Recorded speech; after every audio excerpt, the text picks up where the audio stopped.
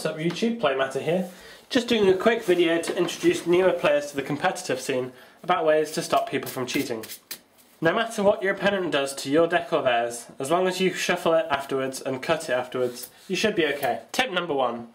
Most people will know this, but at the beginning of the game, the order of shuffling goes: shuffle your own deck, shuffle your opponent's deck, cut your own deck, cut your opponent's deck.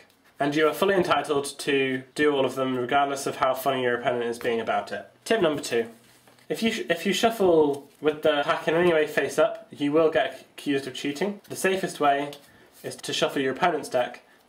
The safest way to shuffle your opponent's deck is to pile shuffle. It doesn't matter how many you pile shuffle by. There are all sorts of maths-based theories into how many piles you should pile shuffle decks into. But I personally think that you want to randomise it to make it a fair game. And you always get the final cut. If you've never had the deck face up at any time in that shuffling period, then your opponent will know that you have not tried to cheat. My next tip is to make sure you always shuffle and cut your opponent's deck throughout the game as well. Just a light shuffle, again making sure you shuffle the cards face down, and if they want to cut, they're allowed to, and you are always the last person to cut their deck.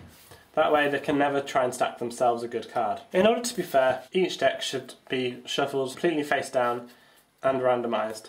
My final tip is that you always count the cards in your opponent's graveyard. Check their graveyard, check the amount of cards they have in their hand, because two very common ways of cheating are by drawing two cards in the same draw phase, and by adding a card from the graveyard to the hand whilst your opponent isn't looking. If you keep track of the hand size, then your opponent shouldn't have extra cards in their hand at any point, and that will make sure that they're not cheating. Thank you for watching my video today.